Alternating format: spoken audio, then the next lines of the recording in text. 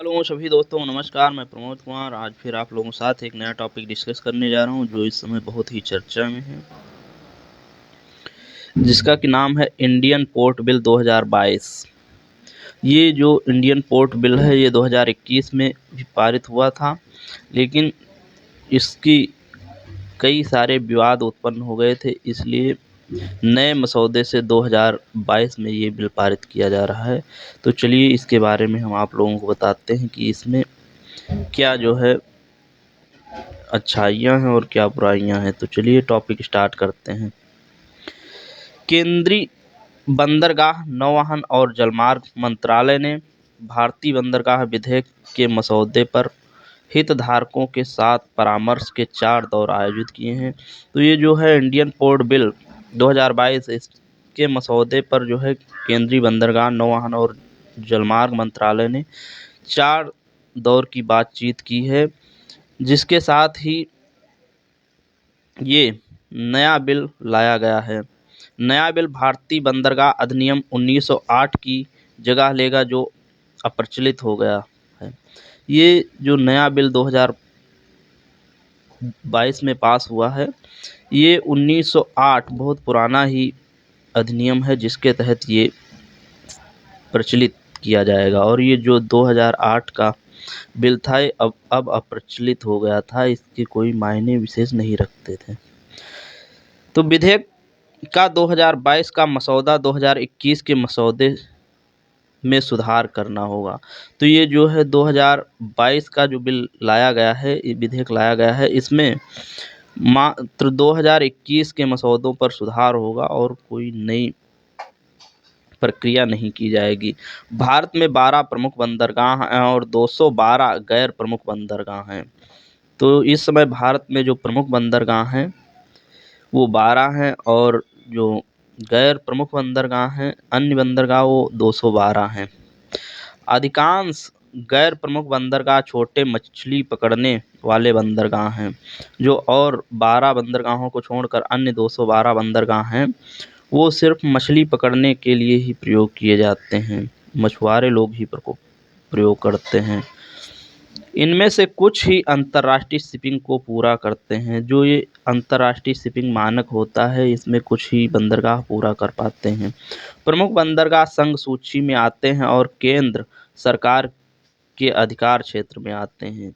सबसे बड़ी दिक्कत यहीं पर हो जाती है, क्योंकि जो ये बंदरगाह हैं, ये संघ सूची में आते हैं, और ये सीधे जब संघ सूची में आने के कारण केंद्र सरकार के हाथों में चले जाते हैं, जिनसे इनका देख रेख बहुत अच्छी तरीके से नहीं हो पाता है, इनकी मॉनिटरिंग सही तरीके से नहीं हो पाती। यही इन विधेयक में समस्या उत्पन्न हुई है। तो गैर प्रमुख बंदरगाह समवर्ती सूची में हैं। जो गैर प्रमुख बंदरगाह हैं, 12 बंदरगाहों को छोड़कर, वो समवर्ती सूची में, उसमें स्टेट और राज्य दोनों अपने अपने कानून बना सकती है, जिससे कि और ज़्यादा विवाद उत्पन्न हो जाता है। संबंधित राज्य सरकारों द्वारा निपटाए जाते हैं, लेकिन केंद्र के पास विधायी और कार्यकारी शक्तियां हैं।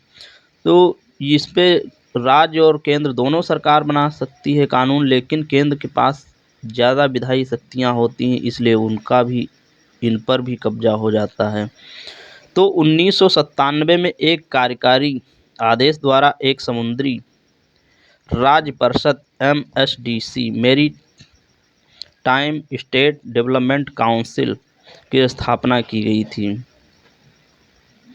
यह प्रमुख और गैर प्रमुख बंदरगाह को सलाह देने वाली शीर्ष निकाय के रूप में कार्य करती है।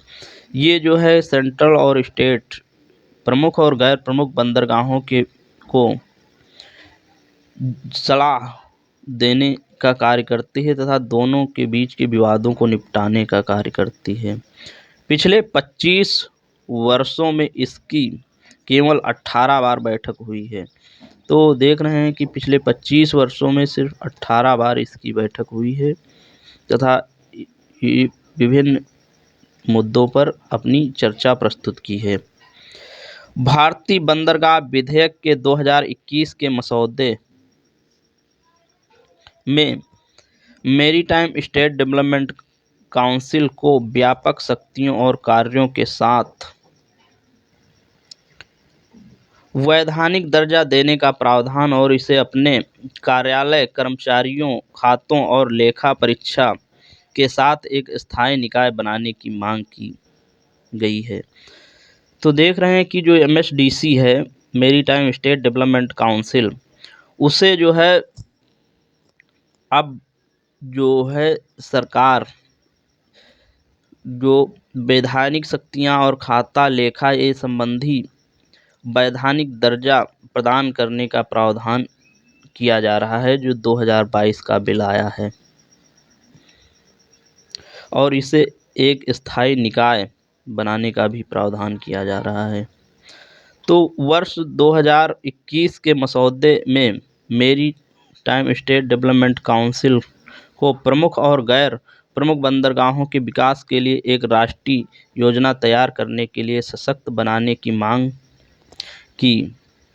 तो 2021 में जो था, MSDC ने मांग की थी कि जो गैर या प्रमुख बंदरगाह हैं उनको सशक्त बनाने के लिए हमें विशेष प्रकार की शक्तियां प्रदान की जाएं, जिससे हम उनका अच्छे से देख रेख कर सकें। इसने केंद्र को एक बंदरगाहों को गैर परिचालन बनाने का अधिकार दिया अगर यह राष्ट्रीय योजना के अनुरूप नहीं था।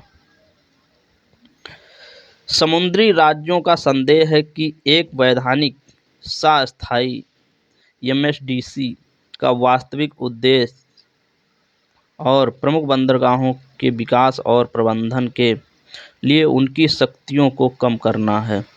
तो जो हमारे समुद्र तटीय राज्य हैं, उनके मन में एक संदेह पैदा हो गया है कि ये जो MSDC है, ये भी सेंट्रल के हिसाब से काम करती है। जो योजनाएं बनाती है उसमें सेंट्रल की भागीदारी ज़्यादा होती है केंद्र सरकार की, और राज्यों को मतलब इसमें कम लाभ दिया जाता है। इसलिए MSDC का झुकाव भी केंद्र की तरफ हो जाने की वजह से इनमें संदेह पैदा हो गया है, और इनके विकास और प्रबंधन के लिए उनकी शक्तियों को, जो स्टेट की शक्तियां हैं, उन्हें MSDC कम कर देता है। यही 2022 में मसौदा विधेयक ने इनमें से कई प्रावधानों को हटा दिया है, लेकिन इसने MSDC को एक वैधानिक स्थायी निकाय के रूप में बरकरार रखा है। तो जो MSDC है उसे वैधानिक और स्थायी निकाय के रूप में 2022 के बिल में बरकरार रखा है। तो ये देखते हैं कि जो हमारे देश में हो रहा है, भारत देश में, वो MSDC या सेंट्रल या स्टेट गवर्नमेंट इसे गवर्न करती है, लेकिन अन्य देशों में इसकी क्या स्थिति है, कैसे जो है अन्य देश इंडियन पोर्टों को गवर्न करते हैं, उनको चलाते हैं, तो उनके बारे में भी हम जानते हैं कि हमारे ही देश में ऐसा हो रहा है या अन्य देशों में भी ऐसा हो रहा है। तो अन्य देशों में जैसे अमेरिकी बंदरगाहों का स्वामित्व और प्रबंधन नगर पालिकाओं द्वारा किया जाता है।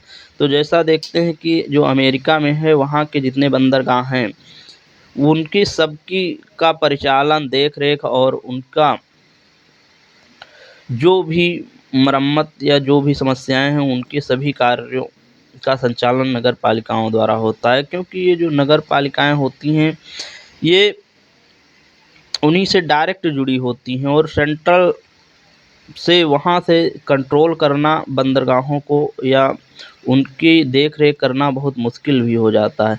इसलिए जो स्थानीय कार्य हैं वो बहुत अच्छे तरीके से उनको निभाते हैं। तो इसलिए अमेरिका में देखिए कि जो बंदरगाहों का परिचालन है वो नगर पालिकाओं द्वारा किया जाता है, और चीन में निजी हाथों द्वारा गवर्न किया जाता है। जो अपना पड़ोसी देश है चीन, उसमें जो है बंदरगाहों का नियंत्रण जो है प्राइवेट हाथों में दे रखा है, क्योंकि वहाँ काफ़ी भारी मात्रा में